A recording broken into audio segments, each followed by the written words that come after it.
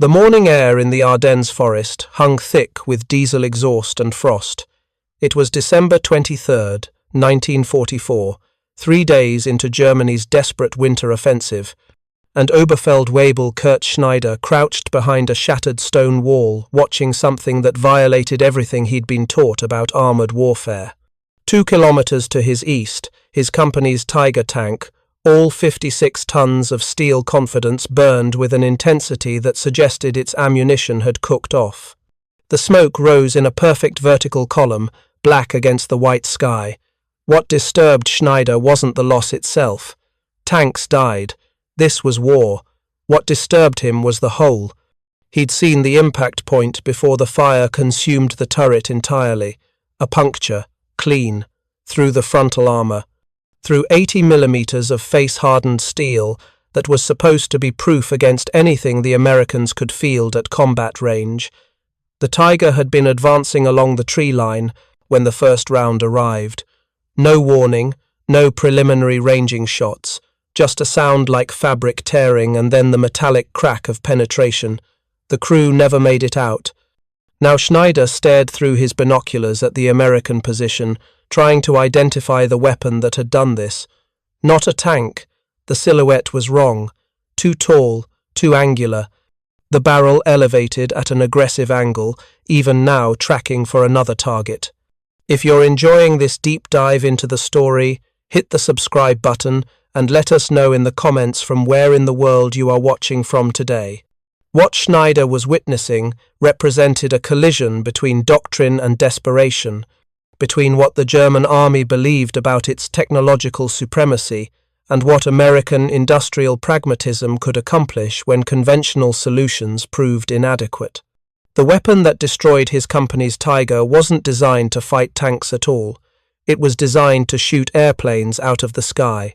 But in the frozen forests of Belgium, in the closing days of 1944, the United States Army was discovering that high-velocity anti-aircraft guns could perform a role their designers never imagined, and do it with devastating effectiveness.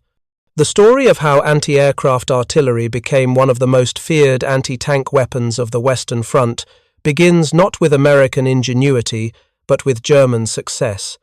By late 1944, the Tiger tank had achieved a psychological impact that exceeded even its considerable tactical value. Wehrmacht propaganda had elevated the Tiger to mythological status. It was invincible, impenetrable, the ultimate expression of German engineering superiority. For the soldiers who operated them and the infantry who fought alongside them, the Tiger represented more than just armored protection. It represented the promise that German technical skill could offset Allied numerical superiority. This wasn't entirely propaganda. The Tiger tank, specifically the Tiger I that entered service in late 1942, was genuinely formidable. Its 88mm K-36 gun could penetrate any Allied tank at ranges exceeding 2,000 meters.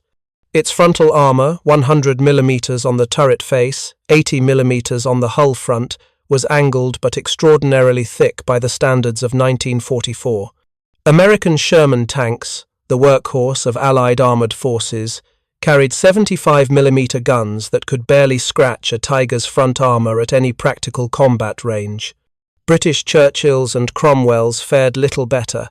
The tactical mathematics were brutal. A Tiger could kill Shermans at distances where Shermans couldn't even effectively return fire. German tank crews understood this advantage intimately. Their training emphasized standoff engagement. Find a good hull-down position, let the enemy advance, kill them at range before they could threaten you. The Tiger's armor gave its crew confidence to do exactly this. They could absorb hits from smaller caliber weapons.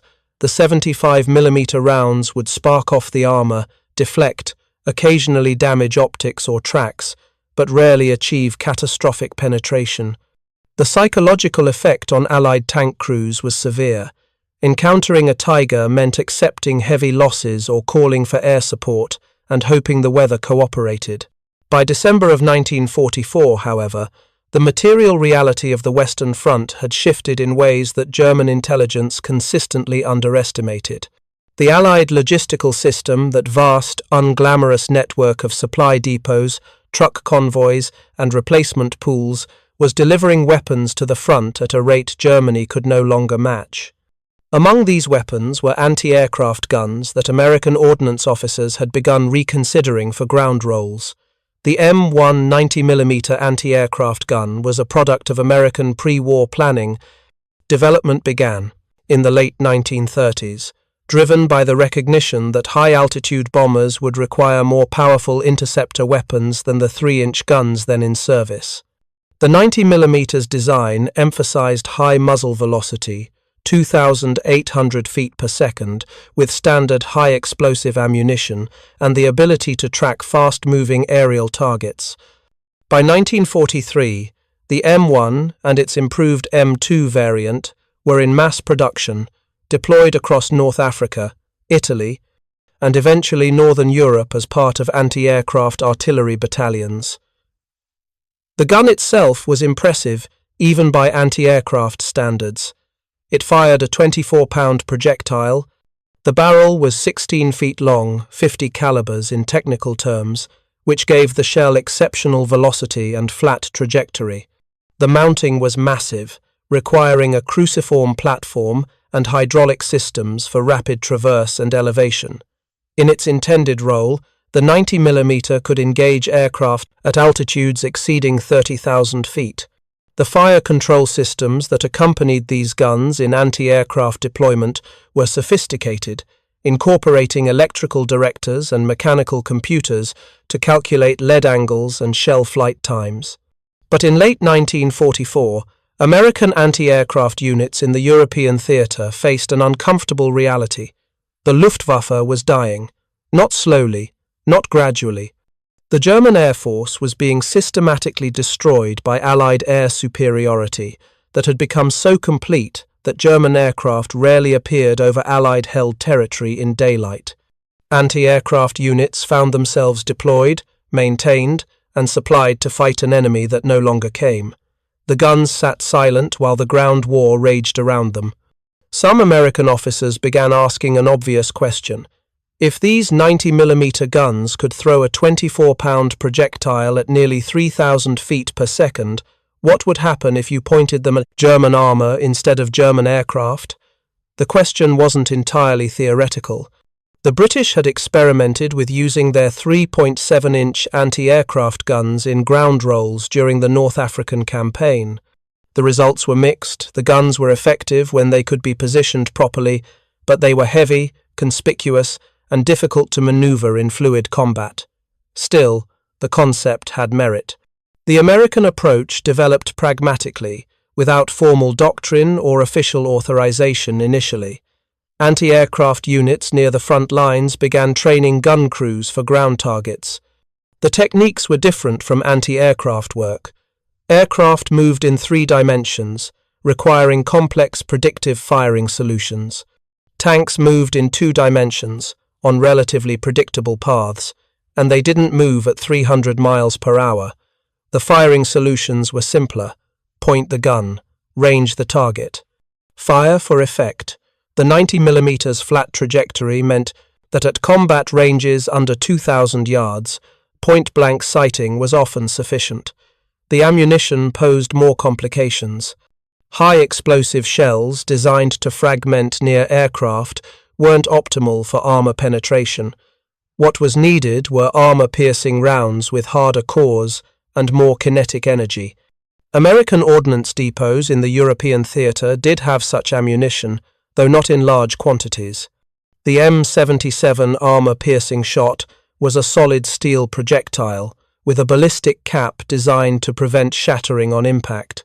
When fired from the 90mm gun, this round achieved muzzle velocities around 2,700 feet per second.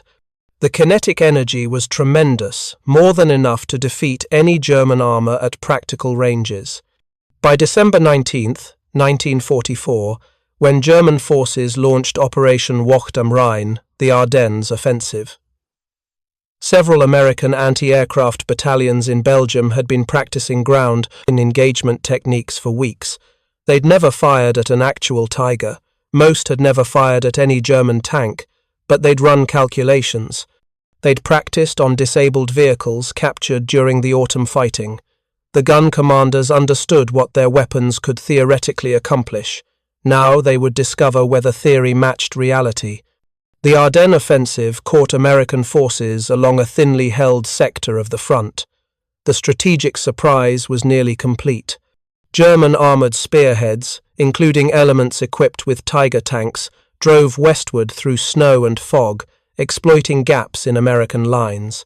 The initial penetrations were deep. American units, many of them inexperienced divisions resting after heavy fighting elsewhere, found themselves encircled, retreating, or fighting delaying actions against superior German armour. Among the American units caught in the offensive's path was the 445th Anti-Aircraft Artillery Battalion. They'd been positioned near Sankt Vith, providing air defence coverage for a logistics hub. When German armour appeared on December 20th, the 445th found itself in the direct line of advance. Their 90mm guns were sighted for anti-aircraft work, pointed skyward, positioned in open fields where they had clear fields of fire against aerial targets. Now they had to reorient rapidly for ground combat against an enemy who would show no mercy to static artillery positions. The battalion commander, Lieutenant Colonel Walter Morrison, made the decision quickly. They wouldn't displace. They couldn't not, with German armour already visible on the approach roads. Instead, they'd fight. The gun crews began traversing their weapons downward, depressing the barrels to near horizontal positions. The fire control directors useless for ground targets were bypassed. Each gun would operate independently, with the gun commander directing fire using optical sights mounted on the weapon itself.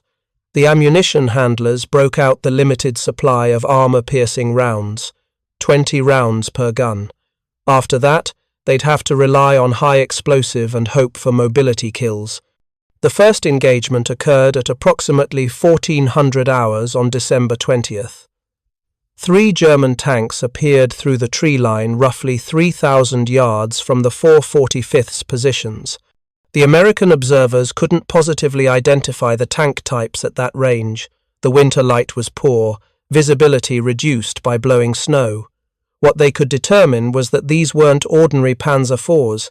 The silhouettes were too massive, the turrets too large, the movement too deliberate and confident. These were heavy tanks, advancing as if they owned the terrain.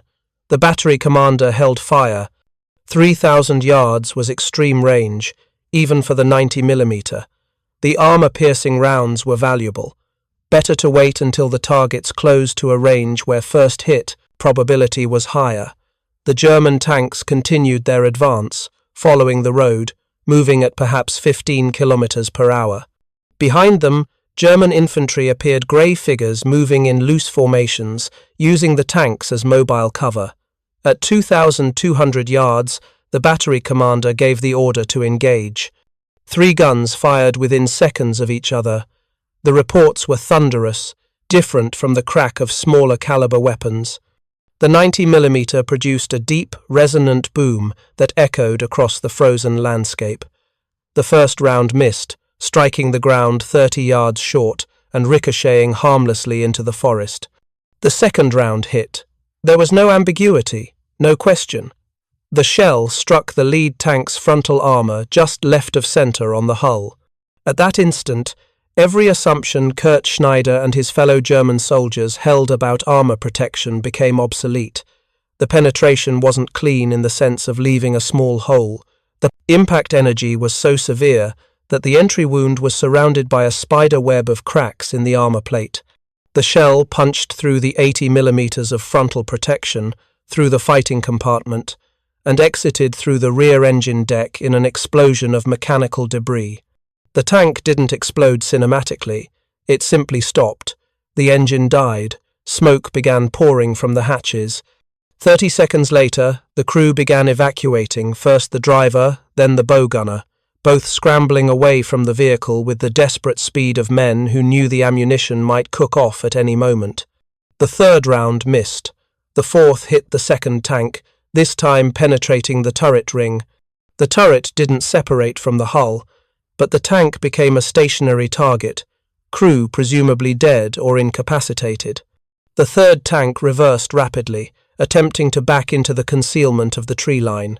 2 more 90mm rounds pursued it. One missed, one struck the lower hull, damaging the running gear and immobilizing the vehicle. Within 90 seconds, 3 German heavy tanks had been reduced to smoking wrecks at a range where they'd expected to fight with impunity. Kurt Schneider watched this destruction through his binoculars from 1,500 yards away. His company's Tiger, the one now burning behind him, had attempted to provide supporting fire for the stalled advance. It moved from its concealed position along the forest edge, exposing its front to engage what the commander must have assumed was American tank fire. The assumption was fatal. The Tiger traversed its turret toward where the American Shermans were supposed to be, presenting its frontal arc to the 90mm position. The American gun crew had been tracking it. One shot, 2,000 yards, frontal penetration through the thickest part of the armor. The Tiger burned. What Schneider and his surviving comrades couldn't comprehend, what violated their entire understanding of armored warfare, was the range. German doctrine assumed safe engagement distances. The 88mm gun on the Tiger could kill American tanks at 2,000 meters while being effectively immune to return fire. This had been proven repeatedly across the eastern and western fronts. It was doctrine. It was training. It was the mathematical certainty that made operating a Tiger tank psychologically bearable despite being outnumbered 10-1 by Allied armor. But the Americans had changed the equation. They'd brought weapons designed for an entirely different purpose and discovered those weapons could achieve what their tanks could not. The 90mm anti-aircraft gun-firing, armor-piercing ammunition could match the Tiger's lethality at range, while being deployed in positions that Tigers couldn't easily neutralize. An anti-aircraft gun emplaced behind earthworks, served by a trained crew with pre-registered fields of fire, was a nearly impossible target for tank guns. The Tiger's advantage in mobility and armor meant nothing against a weapon it couldn't effectively suppress. The German infantry witnessed something even more psychologically devastating than the loss of tanks. They watched their armor support their invincible Tigers burn without ever achieving effective range to the enemy. The Tigers died before their guns could be brought to bear meaningfully. This wasn't defeat in equal combat. This was technological obsolescence. The realization spread through the German ranks with the speed of panic. If Tigers could be destroyed this easily, what protection did ordinary infantry have? The fighting around Sankt Vith continued for days. The 445th Anti-Aircraft Artillery Battalion remained in position, using their 90mm guns exclusively for ground targets. Over the next 72 hours, they claimed 16 German armored vehicles destroyed, including at least 6 heavy tanks identified as Tigers or Panthers. The accuracy of these claims is difficult to verify. Battlefield reporting in the chaos of the Ardennes offensive was often incomplete, but American after-action reports consistently documented the effectiveness of 90mm guns in the anti-tank role during this period. Other anti-aircraft units replicated the tactic. The 413th Anti-Aircraft Artillery Battalion, positioned near Malmedy, engaged German armor throughout late December. The 639th Anti-Aircraft Artillery Battalion provided anti-tank support for American forces defending Bastion's perimeter. The pattern became consistent. 90mm guns, when properly positioned and supplied with armor-piercing ammunition, could defeat Tiger tanks at ranges exceeding 2,000 yards. The weapons that were supposed to shoot down Luftwaffe bombers were instead destroying Germany's most formidable ground weapons. The German response was confusion, compounded by disbelief. Intelligence reports from the Ardennes described American supertanks, or new heavy anti-tank guns, knocking out Tigers at extreme range. The reports were partially correct. These were indeed heavy anti-tank guns, just not purpose-built ones. German commanders struggled to understand what weapon system they were facing. Some reports speculated about new American tank destroyers. Others suggested the British had moved super-heavy anti-tank guns from defensive positions in Britain to the front lines. The actual answer that the Americans were using repurposed anti-aircraft artillery wasn't immediately apparent because German tactical doctrine didn't contemplate such improvisation. The Wehrmacht had developed specialized anti-tank weapons. The 8-8mm flak gun had famously served double duty as an anti-aircraft and anti-tank weapon, particularly in North Africa. But by 1944, German anti-aircraft units operated in a more rigid, organizational structure. Flak batteries were Luftwaffe, not Wehrmacht. The idea of air defense artillery operating in direct ground combat roles represented organizational improvisation that German command structure resisted. For the German soldiers in the Ardennes, the tactical implications were immediate and brutal. The Tiger's psychological protection evaporated.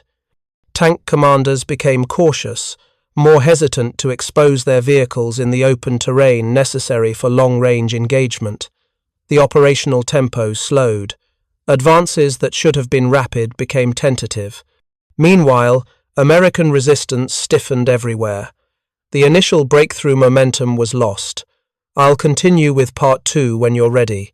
Part 1 has established the hook, context, and the shocking moment of collision between German expectations and American improvisation. Part 2 will delve deeper into the technical specifications, the spread of this tactic, personal accounts, and the ultimate aftermath of this development in the final months of the war. The technical specifications that made the 90mm anti-aircraft gun so devastatingly effective against German armor were rooted in design priorities that had nothing to do with tank warfare. When American ordnance engineers developed the weapon in the late 1930s, their concern was altitude, not armor. They needed a gun that could throw a heavy explosive shell high enough to threaten bombers operating above 20,000 feet. This requirement drove every aspect of the design: the long barrel for maximum velocity, the powerful recoil mechanism to handle repeated firing, the stable platform to maintain accuracy. What the engineers inadvertently created was a kinetic energy system that far exceeded what purpose-built anti-tank guns of the era could achieve. The mathematics were straightforward. Kinetic energy equals 1/2 mass times velocity squared. The 90mm combination of a 24-pound projectile and muzzle velocity, approaching 2,800 feet per second, produced penetration capability that rivaled or exceeded dedicated anti-tank weapons. When firing the M77 armor-piercing shot, the 90mm could theoretically penetrate 170mm of vertical armor plate at 1,000 yards. In practical terms, this meant no German tank in operational service, not the Tiger, not the Panther, not even the rare King Tiger, was safe from frontal engagement at combat ranges. The crews who operated these weapons during the Ardennes fighting discovered the gun's capabilities through brutal trial and error. Sergeant James Patterson of Battery C, 445th Anti-Aircraft Artillery Battalion, recorded his experience in a letter written January 3, 1945, after his unit was finally relieved. His account provides insight into the practical challenges of employing anti-aircraft guns against ground targets. Patterson described the first engagement his crew experienced. "We'd trained on aircraft tracking for 8 months, calculated lead angles, predicted positions, all that technical work. When the first Tiger came down that road, none of it mattered. The gun commander just eyeballed the range, adjusted for the slope, and told us to fire when ready. I thought we'd miss by 100 yards. Instead, the round went right through the front plate. Didn't seem real." What Patterson's account emphasizes is the psychological adjustment required. Anti-aircraft gunnery was complex, abstract work. You were shooting at aircraft you could barely see, using instruments to predict where they would be seconds in the future. Ground engagement was visceral and immediate. You could see the target. You could see the impact. You could see the crew evacuating, burning, dying. For many anti-aircraft crews, this directness was disturbing. They joined artillery to fight machines at abstract distances. Now they were killing men at ranges where you could identify individual figures through binoculars. If you find this story engaging, please take a moment to subscribe and enable notifications. It helps us continue producing in-depth content like this. The German perspective on these engagements comes through in interrogation reports and captured documents. Oberleutnant Heinrich Macker, a Tiger commander captured near Bastogne in early January 1945, provided detailed testimony about his unit's experience fighting American anti-aircraft positions. Macker commanded the 2nd Platoon of Schwerpanzerabteilung 501, a heavy tank battalion equipped with Tiger I tanks. His unit entered the Ardennes offensive with 14 operational Tigers. By December 28th, only 5 remained combat-capable, and 3 of those losses were attributed to what Macker described as high-velocity anti-tank guns of unknown type. Macker's testimony is notable for its technical precision. He described the sound of incoming rounds, a tearing noise followed by an impact that was sharper than typical tank gun fire. He noted that the penetrations were clean, suggesting high-velocity projectiles rather than the shaped charge warheads of infantry anti-tank weapons. What disturbed Macker most was the range. His training emphasized that Tigers should engage targets from beyond 2,000 meters, where their armor and gun gave them overwhelming advantage. Against these American weapons, 2,000 meters offered no safety. He described watching a Tiger from the 1st Platoon take a frontal hit at what he estimated was 2,200 meters. The shell penetrated the hull, killed the driver and radio operator instantly, and started fires that consumed the tank within minutes. The spread of anti-aircraft guns in the anti-tank role accelerated throughout January 1945 as American commanders recognized the tactic's effectiveness. By late January, nearly every anti-aircraft battalion in the European theatre had received instructions for employing their 90mm guns against ground targets. The Army Ground Forces issued provisional doctrine in early February, formalizing what had been improvised practice. The doctrine emphasized position selection. Anti-aircraft guns should be emplaced in prepared positions with clear fields of fire and overhead cover against artillery. The guns' height and visibility made them vulnerable if exposed, but properly sighted behind earthworks or in defilade positions, they were extraordinarily difficult to neutralize. The ammunition situation remained problematic throughout the winter of 1944–45. Armor-piercing rounds for 90mm guns existed in American infantry, but weren't prioritized for production or distribution. Anti-aircraft units were supposed to fire high-explosive shells at aircraft, not solid shot at tanks. The logistics system struggled to redirect sufficient armor-piercing ammunition to frontline units. Some batteries reported having fewer than 50 armor-piercing rounds per gun during critical phases of combat. This scarcity forced gun commanders to be selective about targets. You didn't waste armor-piercing ammunition on half-tracks or armored cars. You saved it for Tigers, Panthers, and other heavy armor that nothing else could reliably stop. The Germans attempted tactical adaptations. Intelligence reports from January 1945 show Wehrmacht units were briefed on the threat posed by American anti-aircraft positions employed in ground roles. The recommended countermeasures were limited. Artillery fire could neutralize anti-aircraft positions if they could be located precisely, but this required observation and communication that German forces increasingly lacked. Infantry assault was theoretically possible, but suicidal. Approaching a 90mm gun position meant crossing open ground under observation by crews who could switch to high-explosive shells and airbursts. The most effective German response was simply to avoid areas where American anti-aircraft units were known to be positioned, but this constrained operational planning and further slowed offensive momentum. The material disparity became increasingly obvious as the Ardennes offensive collapsed, and American forces transitioned to counter-offensive operations in late January. German units that had penetrated deepest into Belgium found themselves encircled and cut off, facing American forces that seemed to have unlimited supplies of everything: fuel, ammunition, replacement vehicles. Kurt Schneider, the Oberfeldwebel who witnessed his company's Tiger destroyed on December 23rd, was captured near Sankt Vith on January 8, 1945. His interrogation report survives in American archives, and portions were declassified in the 1960s. Schneider's testimony provides a ground-level view of how the technological shock affected German morale.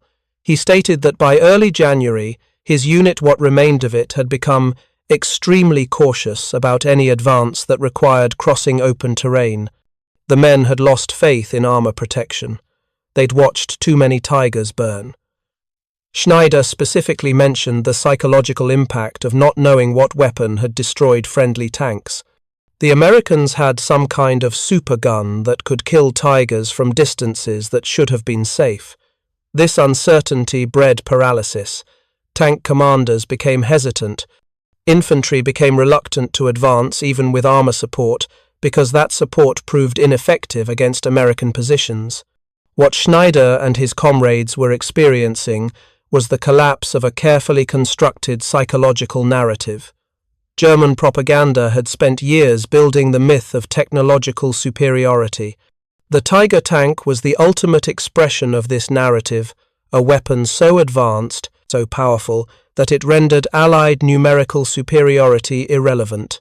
One Tiger was worth 10 Shermans. This wasn't entirely false. In ideal circumstances, with competent crew and adequate support, a Tiger could indeed destroy multiple enemy tanks before being knocked out. But ideal circumstances were increasingly rare by late 1944, and the 90mm anti-aircraft gun represented a weapon that broke the mathematical calculus entirely. The American soldiers operating these weapons understood they'd stumbled onto something tactically significant, but most didn't grasp the psychological dimension. For them, the 90mm was simply a tool that worked. Technical Sergeant Robert Morrison, a gun commander with the 639th Anti-Aircraft Artillery Battalion, described his unit's experience defending the Bastogne perimeter in late December. Morrison's battery was positioned on a low ridge northeast of the town, tasked initially with providing air defense for the encircled American forces. When German armor probed the perimeter on December 26, Morrison's gun engaged at what he estimated was 1,800 yards. Morrison's account is matter of fact. We hit the first tank twice. Second round went through. Tank stopped, started smoking. The other tanks pulled back. We shifted fire to a different target, knocked out what we thought was another heavy tank at around 2,000 yards.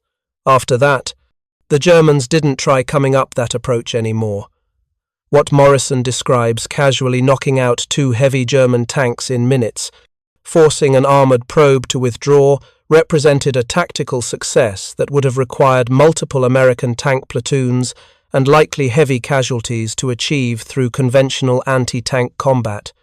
The effectiveness of 90mm guns in the anti-tank role wasn't limited to static defensive positions. By February 1945, as American forces advanced into Germany itself, some anti-aircraft units began experimenting with mobile employment. The M2 variant of the 90mm gun could be towed by heavy trucks, and while it required time to set up and in place, aggressive commanders discovered that rapid displacement and repositioning could create opportunities for ambush tactics. A 90mm battery could displace to a new position overnight, set up in terrain overlooking a likely German approach route, engage any armor that appeared, and displace again before German artillery could respond. This mobile employment proved particularly effective during the drive to the Rhine in March 1945. German forces were conducting fighting withdrawals, using armor to cover infantry retreats across river lines. American 90mm batteries, positioned to cover river crossings, could engage German tanks, attempting to protect bridgeheads at ranges where the German armor couldn't effectively return fire. The tactical dynamic forced German commanders into impossible choices: withdraw armor before it could adequately cover infantry retreats, or risk losing irreplaceable tanks to weapons that could kill at standoff distances. The production numbers highlight the material imbalance that made American tactical experimentation possible. By January 1945, American industry had delivered over 4,000 90mm anti-aircraft guns to the Army. Many of these weapons were deployed in roles: homeland defense, rear area protection, where they would never see combat. The luxury of having this many high-capability weapons available meant field commanders could experiment with alternative employment without risking critical shortages. Germany, by contrast, was struggling to maintain even minimal production of heavy tanks. Tiger production peaked at around 100 units per month in mid-1944 and declined sharply thereafter. Each Tiger lost was increasingly difficult to replace. The asymmetry extended beyond production to logistics. American 90mm batteries in Europe received regular resupply by truck convoy. Ammunition, replacement parts, even replacement guns if necessary, moved forward from massive depot systems in France and Belgium. German heavy tank battalions operated on increasingly tenuous supply lines, dependent on rail transport that Allied air power systematically destroyed. A Tiger battalion that lost several tanks in combat might wait weeks or months for replacements that never arrived. Meanwhile, the ammunition and fuel supplies necessary to operate the remaining tanks became progressively scarcer. By April 1945, as Allied forces advanced across Germany, the tactical situation had evolved to the point where German armor was rarely encountered in significant numbers. The remaining Tigers, Panthers, and other heavy tanks were dispersed, often operating individually or in small groups, attempting to delay Allied advances through ambush tactics. American 90mm guns continued in the anti-tank role, but encounters became less frequent simply because German armor was disappearing from the battlefield. The weapons that had proven so effective against Tigers in the Ardennes found themselves again without significant targets, not because the Luftwaffe had returned, but because the Wehrmacht's armoured forces were effectively destroyed. The final engagement between a 90mm anti-aircraft gun and a Tiger tank occurred, according to documented records, on April 19, 1945, near Nuremberg. Elements of the 7th Army's 45th Infantry Division encountered a single Tiger II, the heavier, more advanced variant of the original Tiger, defending an approach to the city. The Tiger was well positioned, hull down behind rubble, and had already knocked out 2 Sherman tanks when a 90mm gun from the 413th Anti-Aircraft Artillery Battalion engaged from approximately 1900 yards. 3 rounds were fired. The second achieved penetration through the Tiger II's turret front, a piece of armor 180mm thick and sloped at 10 degrees. The Tiger's crew abandoned the vehicle. The gun that was designed to shoot down high-altitude bombers had just penetrated the thickest operational tank armor of World War II. The irony of this final engagement wasn't lost on the soldiers involved. The Tiger II represented Germany's ultimate expression of tank design, the heaviest armor, the most powerful gun, the culmination of years of engineering focused on battlefield dominance. It was destroyed by a weapon that wasn't even supposed to fight tanks, operated by soldiers who'd trained for a mission that no longer existed. The collision between doctrine and reality was complete. Kurt Schneider survived the war, though his Wehrmacht service ended in American captivity in Favre, January 1945. His post-war testimony, provided to American military historians in 1946, includes a section on the psychological impact of facing weapons that contradicted everything he'd been taught. Schneider described how his company's confidence eroded over the final weeks of 1944, not gradually, but in sudden shocks. The first shock was the Tiger burning at 2,000 yards. The second shock was realizing that American forces seemed to have unlimited quantities of everything: ammunition, fuel, vehicles, men. The third shock was understanding that German technological superiority, the core narrative that had sustained morale through years of retreat, was a fiction maintained only by propaganda. For Schneider and thousands of German soldiers like him, the 90mm gun represented something more profound than a tactical surprise. It represented the material reality of industrial warfare. Germany had built the Tiger as a technological solution to numerical inferiority. The Tiger was supposed to offset Allied production advantages through superior design. But the Americans had demonstrated that numerical superiority could create qualitative advantages too.